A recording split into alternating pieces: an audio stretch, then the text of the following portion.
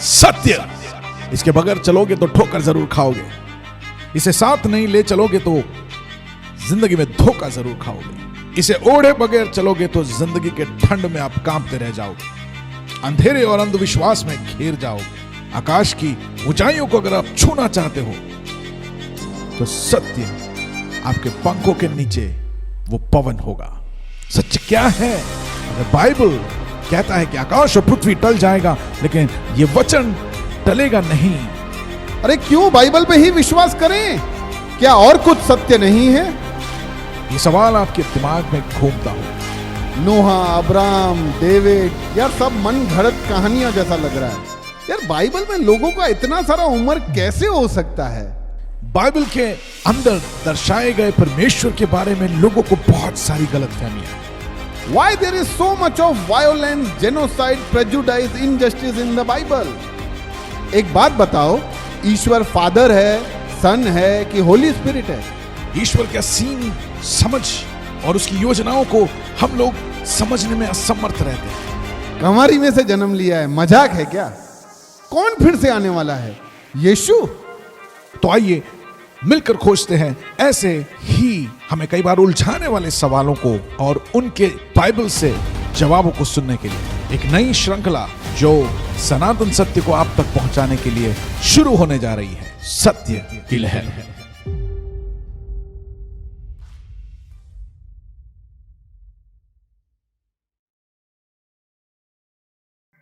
Hello Girish भाई, welcome. कैसे हैं आप? कैसे हो कहना भाई? सब ठीक है, आप कैसे हो? वैसे तो मैं ठीक हूँ लेकिन जो चर्चा आज के बुक के बारे में वो बड़ा दुखी बुक है यार। आप रोक के आ रहे हैं? नहीं, रोक के तो नहीं आ रहा हूँ, पर क्या है, एक पढ़ के ऐसा लग रहा है कि क्या हो गया है सब, और किस तरह से वो कोई व्यक्ति गिड़गिड़ा सकता है, वो इस बुक के अंदर आई कुड फील इट। तो आज हम ये विलाप, नाम ही ऐसा है ना, विलाप गीत।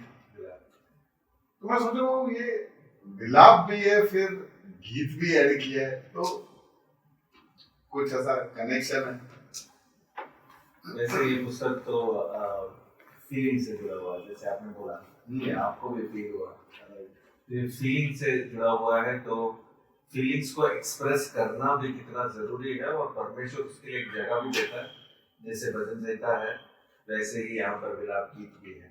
क्योंकि अपने एक्सप्रेस करने के लिए परमेश्वर ने इम्पोर्टेंस दिया है। ये नहीं है कि आप अपने इमोशंस, अपने फीलिंग्स को आप परमेश्वर के सामने एक्सप्रेस नहीं कर सकते, करना जरूरी है।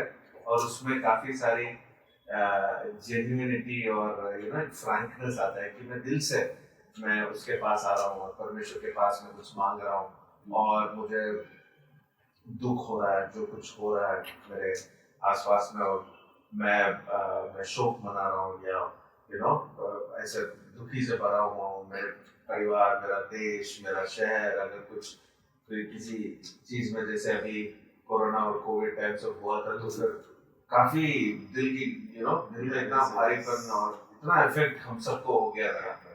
और फिर वो समय में जो हमको एक कंफर्ट करता है, जिस माध्यम से हम अपने फीलिंग्स को एक्सप्रेस कर पाते हैं, one of the major ways is songs, गीतों के द्वारा। आज भी आप देखेंगे तो काफी सारे लोग कभी दुख हो जाते तो गाना लगाते, खुश होते तो भी गाना, दुख होते तो भी गाना, क्योंकि गाना और म्यूजिक और सिंगिंग ऐसा एक चीज है जिसके माध्यम से हम अपने फीलिंग्स को एक्सप्रेस कर सकते हैं। और यही यहाँ पर हो रहा है जो पुस्तक में गीतों के द्वारा।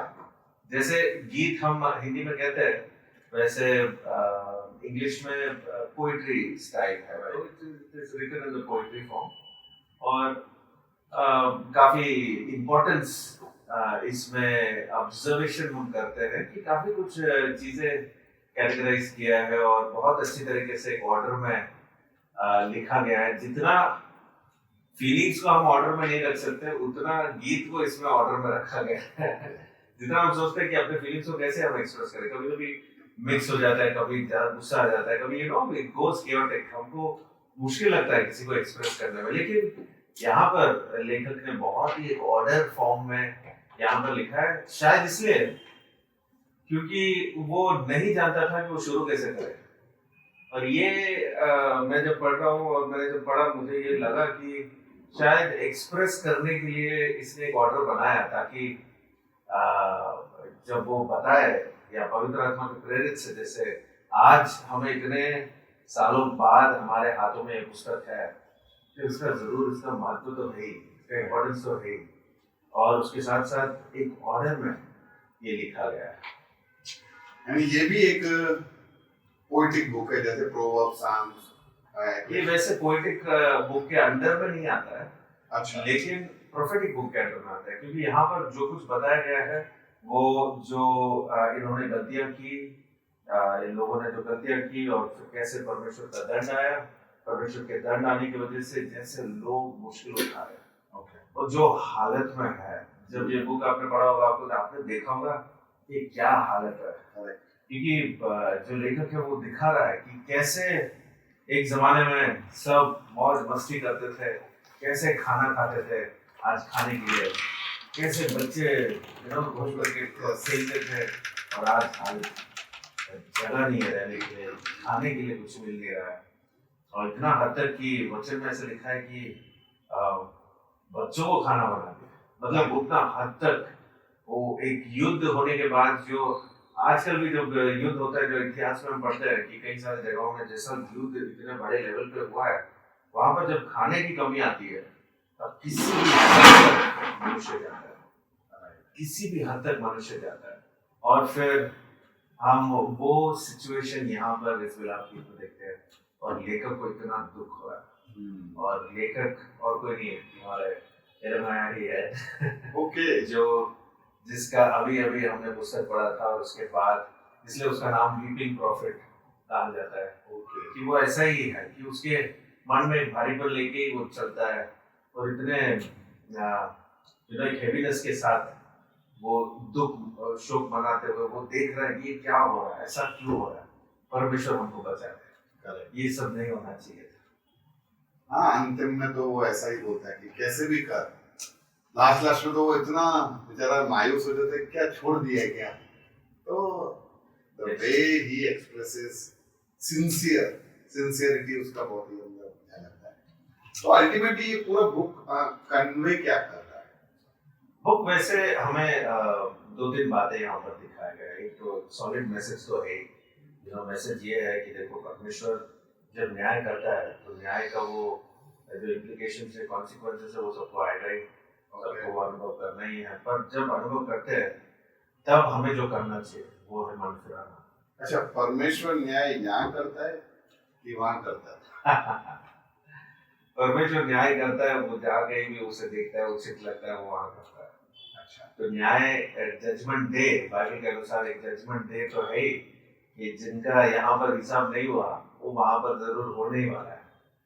तो यानी यहाँ पे भी हिसाब, यहाँ पर भी न्याय तो हो ही जाता है, बहुत सारे लोगों का न्याय यहीं पर हो जाता है, और बहुत सारे अनदेखी चीजें जो हमको पता नहीं है, जो नहीं सुना होगा, नहीं देखा होगा, वो सारी बातों का न्याय उस दिन होगा जब परमेश्वर सबको अपने सामने खड़ा करवाएगा। ओके, तो न्याय तो होगा ही, लेकिन न्याय का जो फ्लिप साइड है, परमेश्वर का क्या है कि उसकी भलाई के बारे में काफी लोग बात करते रहते हैं। आज अगर आप कहीं भी परमेश्वर के बारे में सुनना चाहते हो और परमेश्वर के बारे में कोई बताना भी चाहता है, तो उसके भलाई के बारे में बोलते हैं कि वो कितना भला है, वो कितना प्रेमी है, वो कैसे हमें चलाता है, वो कैसे हमें जरूरतों को पूरी करता है, वो हमारी बातों को कैसे सुनता है। लेकिन उसके साथ साथ उसका जो दूसरा साइड है, जो परमेश्वर का साइड है, जो हमें जानना चाहिए, ये नहीं कि उसके बस एक साइड को ही देखे, दूसरे साइड को भी देखना जरूरी है, जो उसके न्याय से रिलेटेड है, कि वो जितना हमसे प्रेम करता है उतना वो न्याय भी है। और न्याय का मतलब ये नहीं कि वो नजरअंदाज करे जब हम गलतियां करें, वैसे छोड़ के वो चले जाए, ठीक है बस मैं तुमसे प्रेम करता हूँ, ऐसा नहीं। काफी सारे लोग ऐसे समझते हैं प्रेम यानी तुम जो भी करो वो स्वीकार लेंगे तो ये गलत है, क्योंकि ये कॉन्सेप्ट जो है हमने कुछ साल पहले हमने डेवलप किया है। क्या कॉन्सेप्ट है? अनकंडीशनल लव जो होता है कि कंडीशन के बिना प्रेम, और उसको हमने सबसे ऊंचा स्तर दिया है कि जो सबसे बड़ा प्रेमी है वो अनकंडीशनल लव करता है। तो सही नहीं है ये। परमेश्वर वचन में तो वचन के अनुसार तो वैसा है ही नहीं कहीं भी अनकंडीशनल लव। अगर अनकंडीशनल लव होता तो कंडीशन के बिना अगर वो हमसे प्रेम करता तो न्याय कैसे करेगा, और फिर गलतियां का सुधार कब आएगा? तो मतलब अगर हमें परमेश्वर से प्रेम करना है तो सुधार तो लाना ही पड़ेगा। कुछ सारे कंडीशंस जरूर आते हैं, प्रेम के साथ कंडीशंस आते ही हैं। और वो कंडीशंस तो ऑटोमेटिक हमारे अंदर आ जाते हैं ना। गलत बात है, क्योंकि देखो हमारे पास चॉइस है।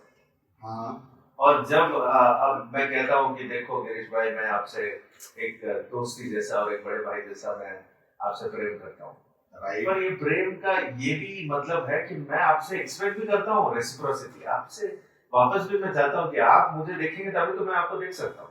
ठीक है। अगर आपने बोला कि नहीं मुझे तुझसे बात नहीं करना, तो मैं भी बोलूंगा ठीक है, मैं क्या करूँ अभी मैं थोड़ा इंतजार करते रहो, बोलते रहो नहीं गिरीश भाई, नहीं गिरीश भाई, नहीं, कुछ समय तक मैं ट्राई करूंगा जितना मेरा।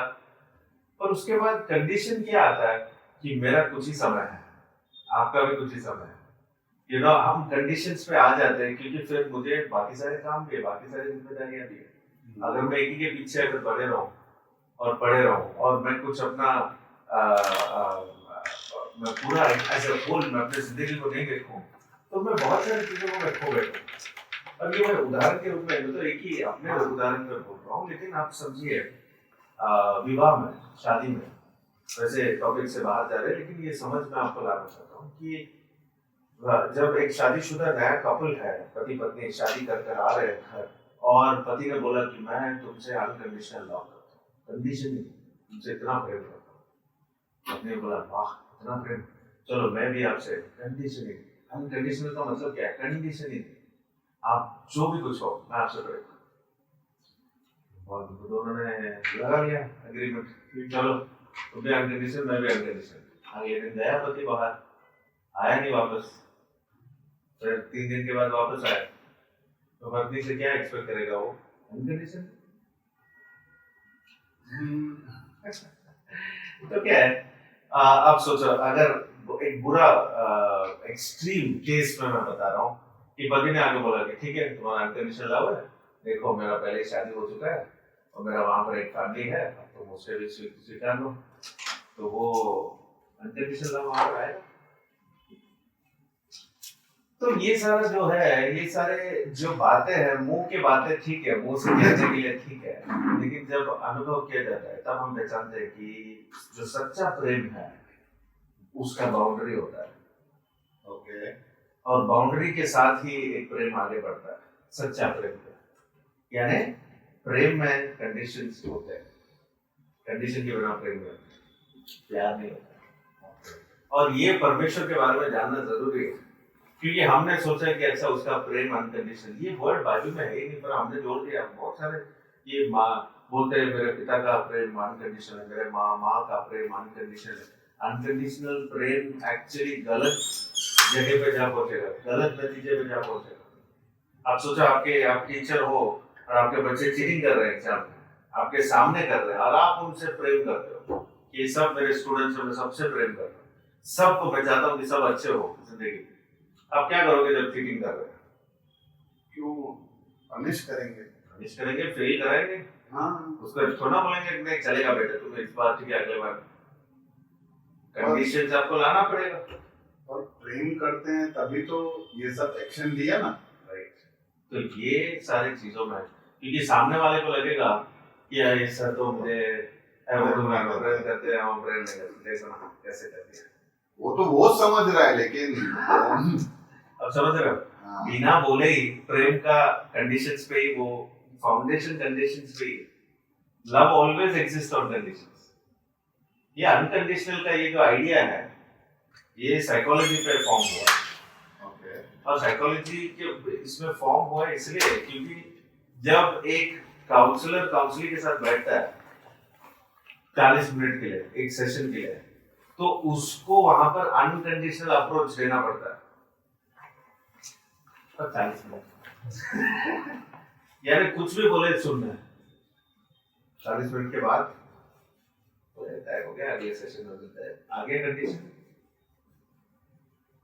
जीवन में सब कुछ नहीं है जो बिना कंडीशन के हो, क्योंकि लाइफ प्रिंसिपल, सिद्धांत जो है ऐसे चलता नहीं है लाइफ। और परमेश्वर को जब हम ऐसे देखते हैं तब उसके न्याय को या उसके सीरियसनेस, अगर ये शब्द मैं इस्तेमाल करूं, उसके सीरियसनेस को कभी जानते नहीं, जो विषय में हमको कभी बात करना चाहिए कि परमेश्वर को जितना हम लाइटली लेते हैं उसी के साथ साथ हमें उसका सीरियस लेना या उसका सीरियसनेस, जो सीरियस साइड उसका देखना बहुत जरूरी है।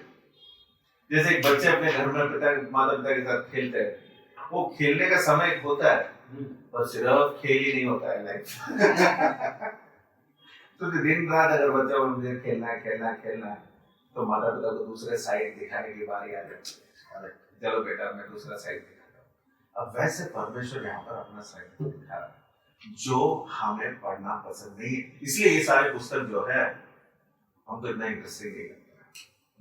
ये सारे पुस्तकें जो है, जो भविष्यवाणी के जो भविष्यवक्ताओं ने लिखा है यहाँ पर, ये सारे बुक इतना इंटरेस्टिंग नहीं लगते क्योंकि यहाँ पर परमेश्वर का अलग ही साइड दिखता है। इसलिए काफी लोग कहते हैं कि परमेश्वर नया नियम में अलग है, पुराने नियम में अलग है, पर ऐसा नहीं है। इसके दो साइड्स को देखना बहुत जरूरी है। और जितना वो हमसे प्रेम करता है उतना ही वो हमारे जीवन में वो न्यायी भी है, और उसका जो न्याय है उसमें वो सारे उसके जो व्यवस्थाएं हैं, जो लॉज है, उसको अगर फॉलो नहीं किए, वी आर ब्रेकिंग इट, अगर तोड़ रहे हैं तो उसका दंड हमें जरूर मिलेगा। और ऐसे ही बार बार परमेश्वर ने अपने भविष्यवक्ताओं को भेजकर समझाया कि देखो सुधर जाओ, समझ जाओ। इस्राएल को भी भेजा, यूदा को भी भेजा। इस्राएल और यूदा, मैंने आपको लास्ट टाइम बताया था, दो राज्य हो गए, और उनको भी भेजा, इनको भी भेजा। बात नहीं सुन रहे, वो भी नहीं सुन रहे, ये भी नहीं सुन रहे। बार बार भविष्यवक्ता आए, भविष्यवाणी की, और लोगों ने उनको रिजेक्ट किया, सामने से रिजेक्ट किया। आपको अगर याद है तो यिर्मयाह को तो सामने से परमेश्वर बोल, देखो तुमको तो रिजेक्ट करेंगे, लेकिन तुम्हारे मुंह पे जो वचन डाला है वो तुम जाके बोलो। तो कॉलिंग ही रिजेक्शन से ही शुरू होता है। आज बहुत सारे लोग सामने खड़े होना चाहते हैं और सुनाना चाहते हैं लोगों को। परमेश्वर अगर ऐसे आपको बुलाता है और वो कहता है कि देखो बेटा तुम जाओ, तुम सुनाओ, लेकिन कोई तुम्हारा बात नहीं सुनेगा, कितने लोग जाके खड़े होकर बात करेंगे वचन? आज हमें लगता है कि सुनते नहीं, वो नहीं सुनते भैया, ये नहीं सुनते मेरी दीदी, ऐसे हम लोग समझते हैं। लेकिन परमेश्वर ने अगर हमारे मुंह पे वचन डाला है, अगर हमारे मुंह पे शब्दों को डाला है, तो उसे कहना कितना जरूरी है, वो एक साइड है। इन भविष्यवक्ताओं के बारे में हमें सीखना जरूरी है। तो ये सारे पुस्तक जब हम फॉलो करेंगे ना, मैं चाहता हूँ कि हम एक दिन ऐसा डिस्कस ये भी नजरिए से देखें कि भविष्यवक्ताओं ने क्या लाइफ जी।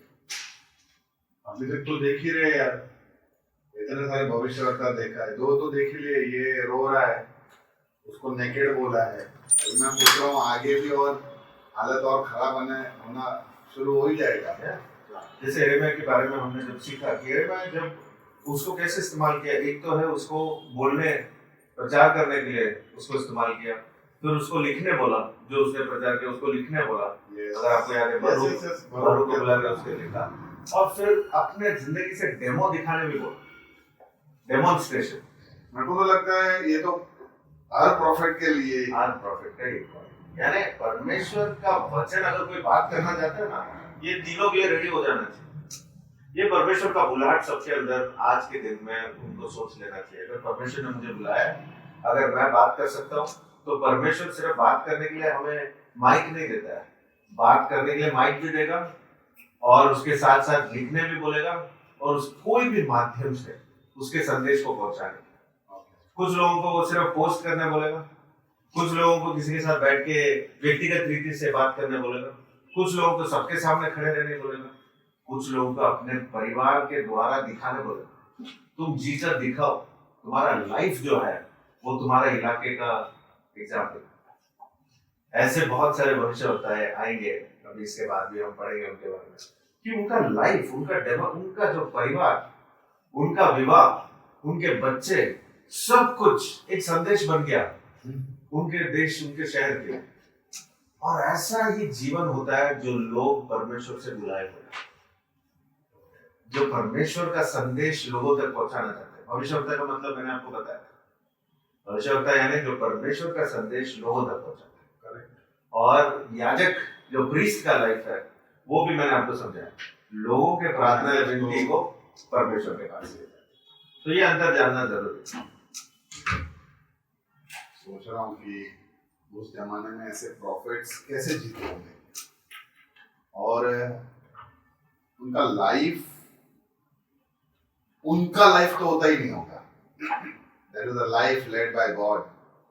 मतलब रोज सुबह उठते होंगे कि आज क्या करने का है, जैसा उनका एम्बिशन, उनके थॉट्स, उनके ड्रीम्स, उनका सब कुछ, यानी परमेश्वर पे स्टार्ट, परमेश्वर पे खत्म। बहुत कम लोग हैं जो आज इतना लेवल तक कमिट कर सकते हैं अपने आप को।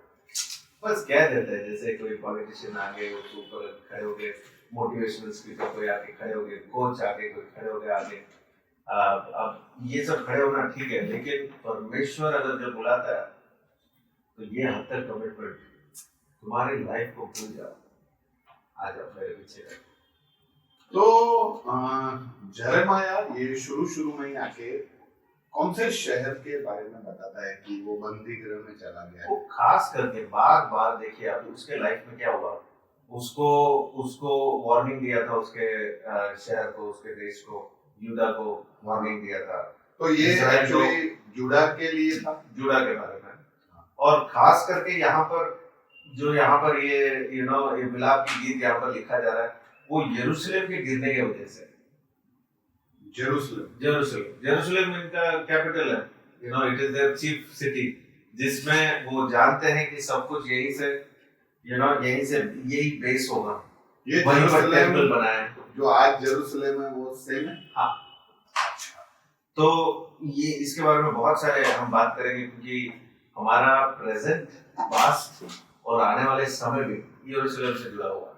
अच्छा, या और फिर यरूशलेम ऐसा एक प्लेसमेंट है उसका मैप में भी। कई लोग कहते हैं कि जो काफी इसमें विद्वान है, हम लोग कहते हैं कि यरूशलेम जो है, अगर आप पूरे दुनिया पृथ्वी को अगर आप फ्लैट ऐसे पेपर जैसे रख दो तो Jerusalem will be the centre of the whole map. उसका प्लेसमेंट ऐसा है।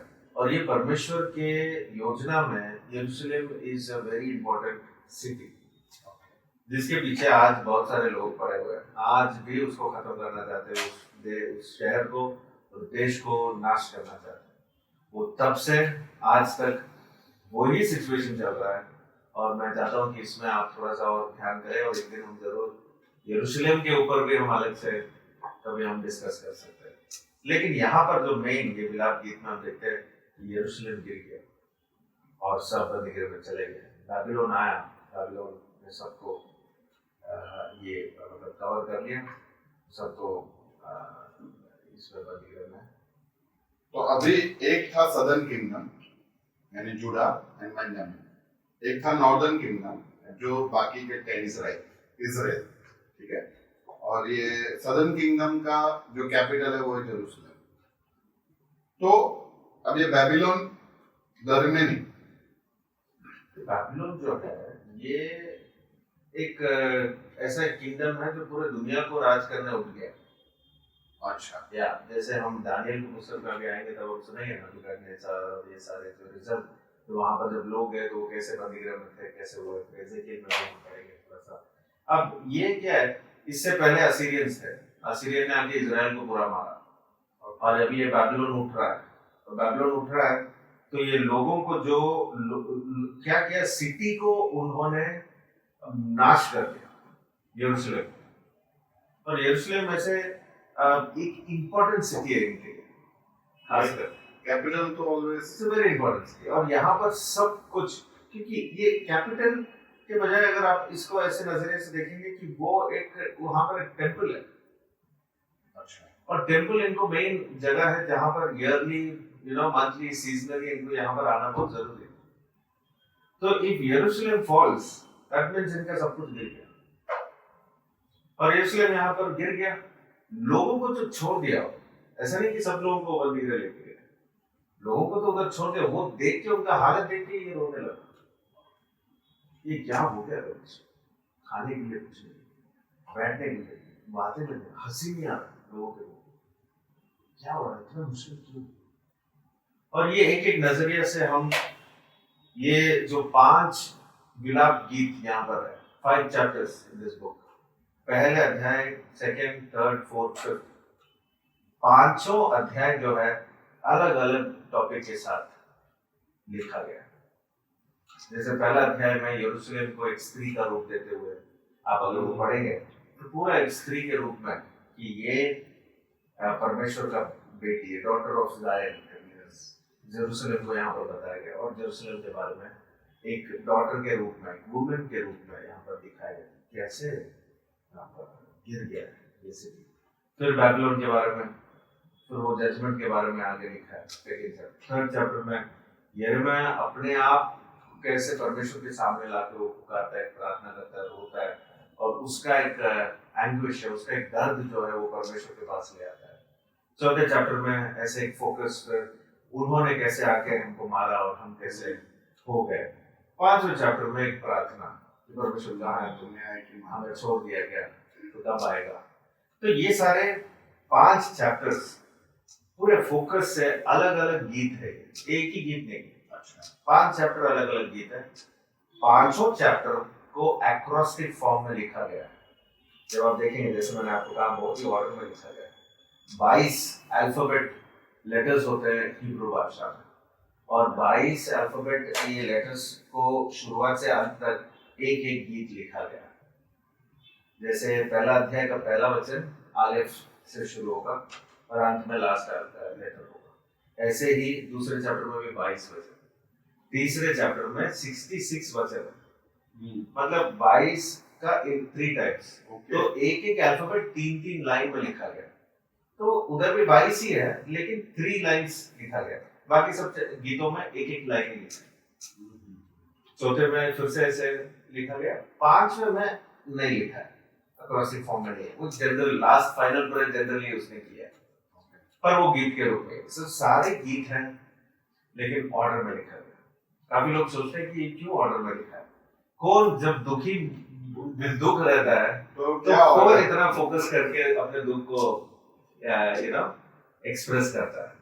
लेकिन इसका दूसरा नजरिया जो एक थियोलॉजी ने दिया, जो मुझे बहुत अच्छा लगा, जो मैं चाहता हूँ कि आप इसको सुने, कि ये है कि जब वो अपने फीलिंग्स को एक्सप्रेस करना चाहता था, अपने दर्द को बताना चाहता था गीत के रूप में, और वो गीत सबको सुनाना चाहता था। अब जो लिखा है वो सुना रहा है, सब लोग सुन रहे हैं, पर ये गीत को सुनाने के लिए अभी कुछ फॉर्म तो चाहिए।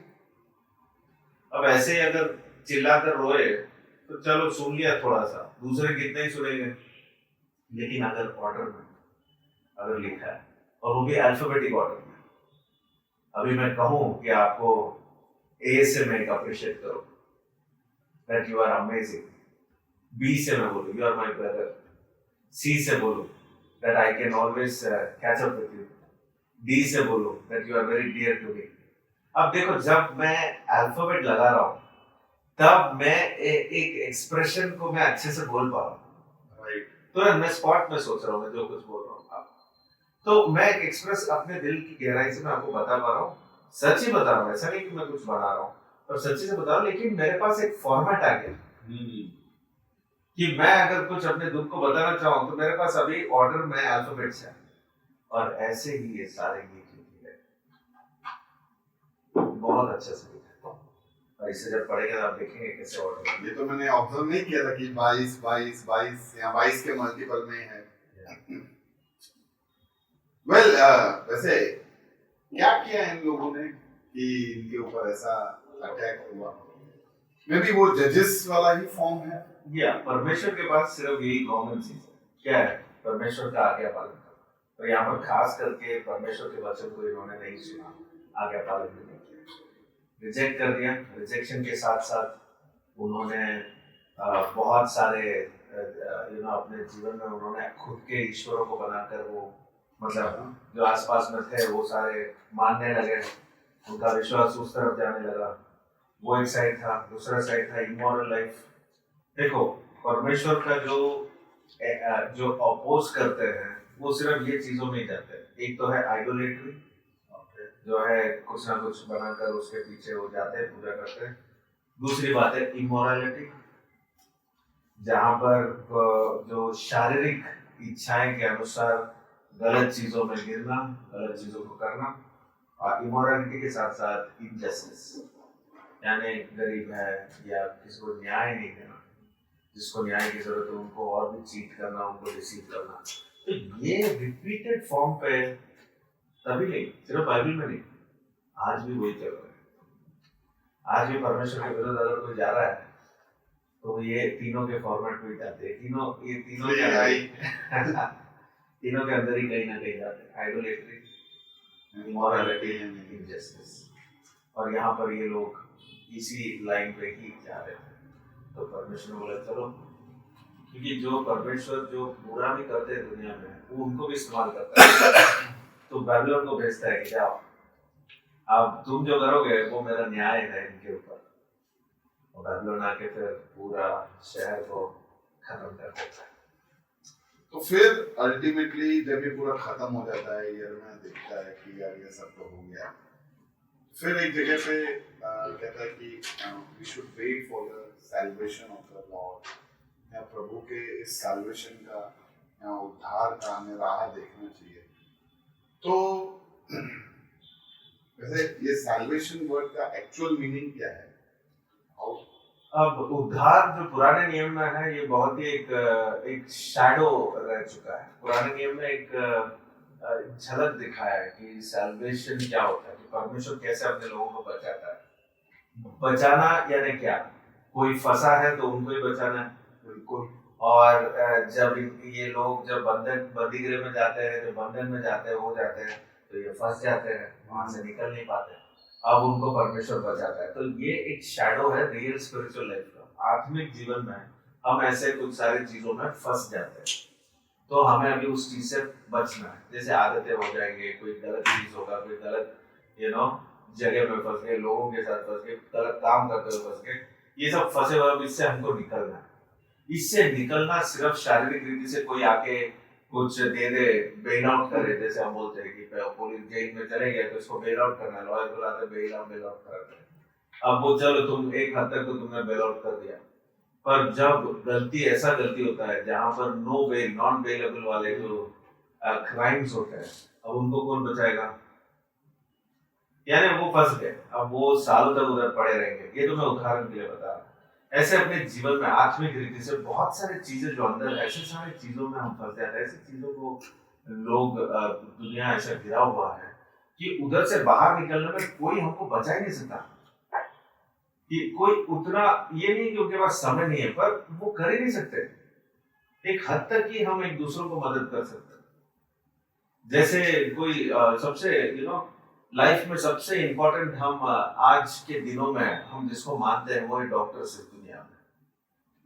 आखिरी में, जैसे हमने कोरोना पैंडेमिक, आखिरी में भागते हैं डॉक्टर के पास।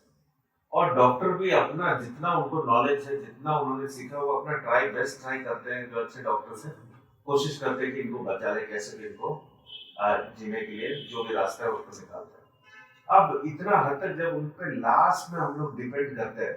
अब सोचो, मेरा अगर हाथ कट गया, अगर मैं उनके पास गया कि मेरा हाथ चिपका दो, तो वो चिपका पाएंगे? नहीं चिपका पाएंगे। लेकिन उनसे क्या होगा? वो स्टिच कर पाएंगे। एक्सीडेंट हुआ तो उसको लगाकर वो स्टिच करेंगे, वो भी लिमिटेड टाइम होता है, उतना जल्दी जाना पड़ता है, उसको स्टिच करेंगे। वो स्टिच करने का मतलब क्या है? रॉड रखने का मतलब क्या है? कि उन्होंने वो दो पीसेस को एक साथ रखा है ताकि कुछ दिनों में वो खुद ही चिपक जाए। समझ रहे हैं आप? तो इसलिए हम कहते हैं कि डॉक्टर्स हमको क्योर करते हैं, पर परमेश्वर हमें हील करता है, वो चंगाई देता है। डॉक्टर्स चंगाई नहीं देते हैं।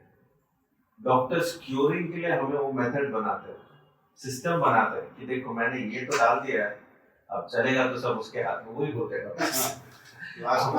सब उसके हाथ में। डॉक्टर्स खुद कहते हैं, और आज काफी लोग वो पहचानते नहीं है। तो मैं डॉक्टर के मैसेज तो ऑफिसर देखते हैं, फिर भी कह देता हूँ कि डॉक्टर जो अपने पेशेंट्स के साथ करते हैं उसको प्रैक्टिस बोलते हैं। विद ऑल ड्यू रेस्पेक्ट, वो प्रैक्टिस कर रहे हैं। क्या प्रैक्टिस क्या करते हैं? ऐसे ही पूछते हैं।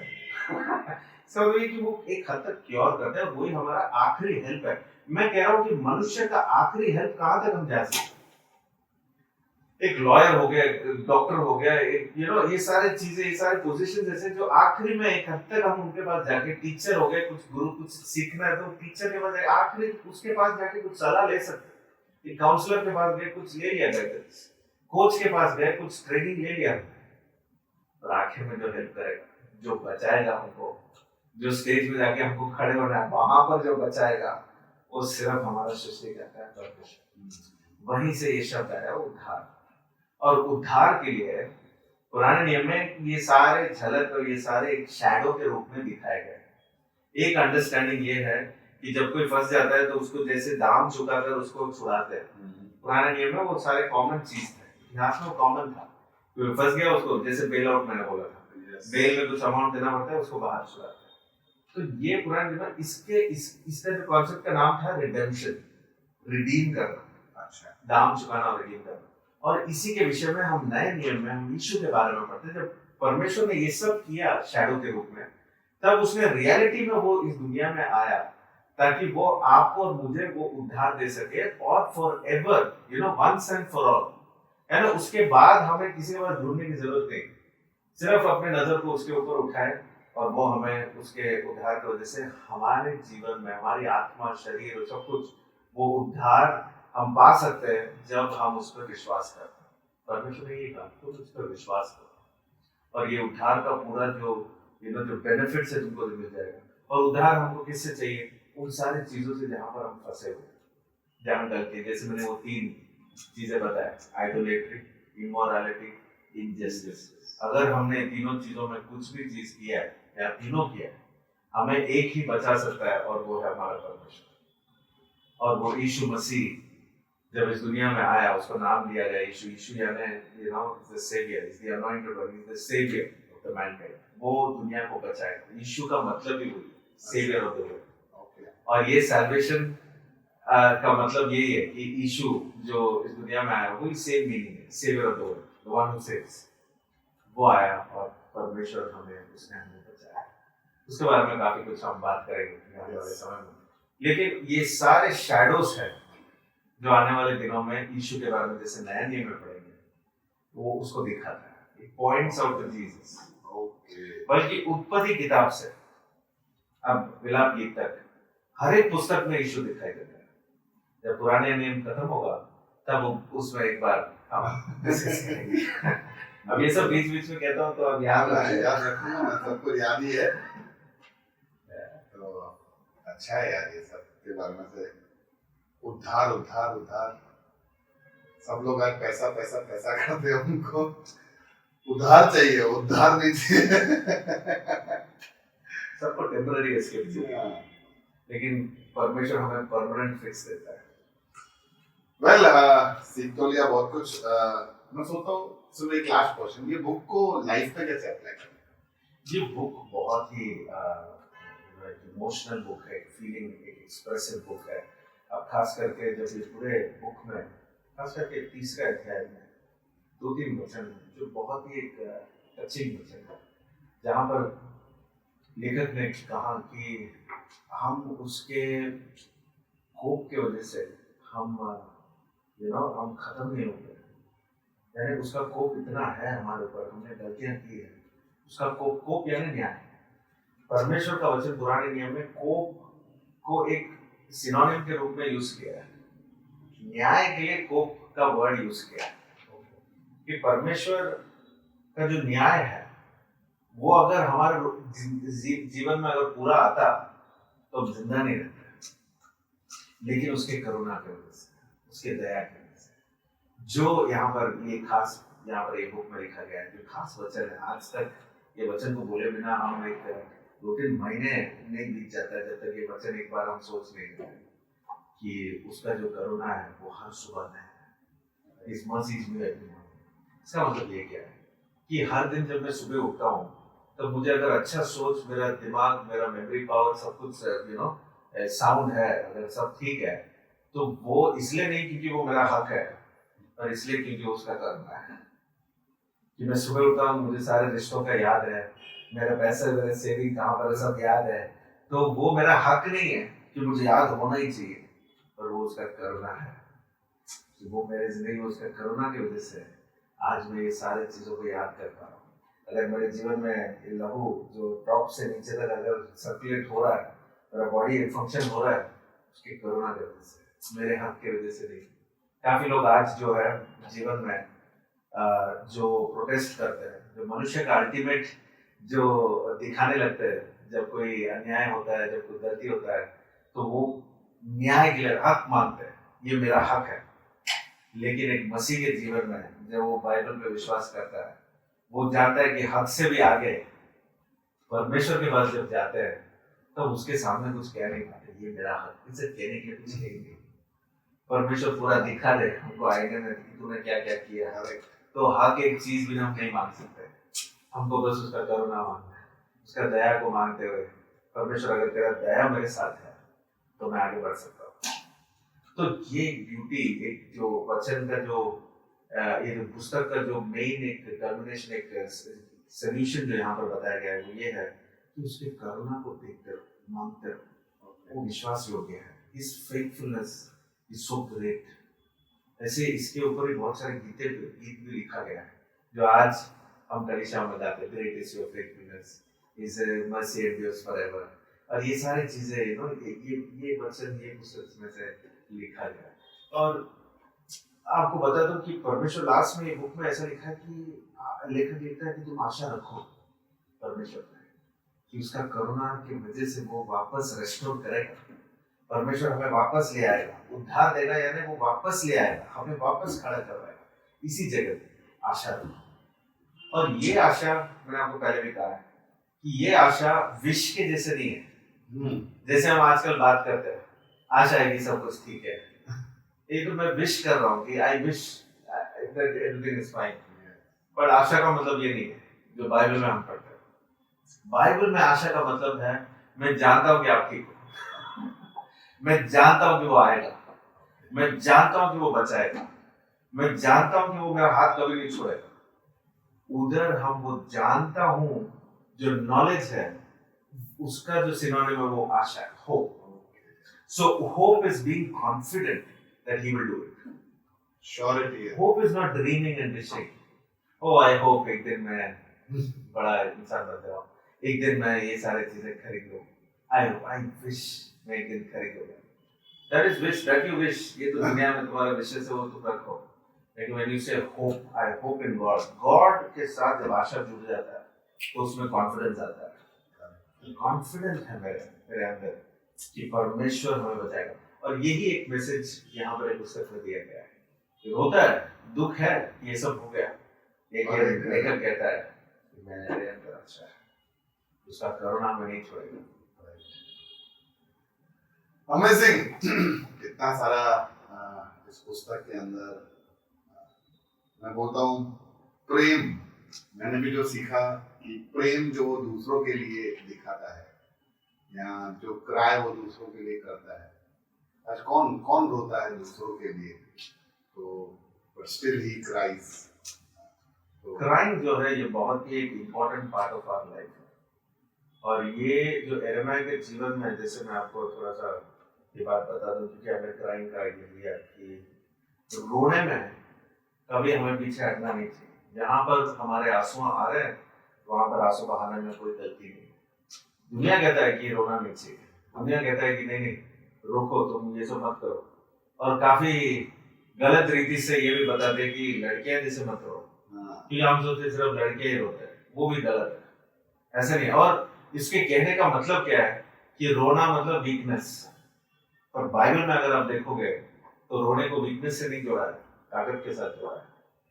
और यिर्मयाह का जो जीवन है उसका झलक यीशु में जो दिखता है कि कितने साल बाद यीशु, जब मैं आपको नए नियम में दिखाऊंगा, मत्ती रचित में है, यीशु ने यरूशलेम को देखकर उसने जोर से वो रोया। अच्छा। और वो यरूशलेम का ही, वो यिर्मयाह का ही एक रिफ्लेक्शन है जो नए नियम में हम देखते हैं। यीशु भी जोर से रोया, उसने देखा यरूशलेम को और रोया क्योंकि यरूशलेम पाप से भर गया। और वही हम उसके दोस्त के लिए भी, उसके दोस्त के साथ जो जुड़े हुए लोग, जब उस दोस्त गुजर जाता है, लाजरस के बारे में कहानी आएगा, वहां पर भी वो रोता है। रोने में हमें, इसका मतलब अब देखिए यीशु अगर खुद दिखा रहा है, 2 जगहों में दिखा रहा है कि रोना मतलब वीकनेस नहीं है, इट्स एन एक्सप्रेशन। दिखाओ जहां पर जरूरी है वो दिखाओ। आज की जिंदगी में अगर आप आंसू बहाते हो तो पूरे हिम्मत के साथ करो, क्योंकि उसमें स्ट्रेंथ है। जब आंसू आते हैं उसको रोको। ठीक है भाई, बहुत ही अच्छा रहा, अमेजिंग। वैसे ही बहुत हैवी था, पढ़ने में भी, समझने में भी, महसूस करने में भी। ग्रेट। आगे अपने और एजेकिएल का पुस्तक है, इसके बारे में मैं थोड़ा रीडिंग करो, थोड़ा शुरू हो गया। अगले वीक में दवा से उसको देखेंगे। जरूर जरूर, बहुत ही इंपॉर्टेंट बुक है। अच्छा, मिलते हैं। सत्य, इसके बगैर चलोगे तो ठोकर जरूर खाओगे। इसे साथ नहीं ले चलोगे तो जिंदगी में धोखा जरूर खाओगे। इसे ओढ़े बगैर चलोगे तो जिंदगी के ठंड में आप कांपते रह जाओगे, अंधेरे और अंधविश्वास में घिर जाओगे। आकाश की ऊंचाइयों को अगर आप छूना चाहते हो तो सत्य आपके पंखों के नीचे वो पवन होगा। सत्य क्या है? अगर बाइबल कहता है कि आकाश और पृथ्वी टल जाएगा लेकिन ये वचन टलेगा नहीं। अरे क्यों बाइबल पे ही विश्वास करें? क्या और कुछ सत्य नहीं है?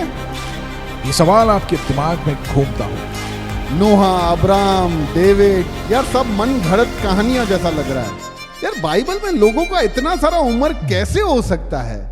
बाइबल के अंदर दर्शाए गए परमेश्वर के बारे में लोगों को बहुत सारी गलतफहमियां।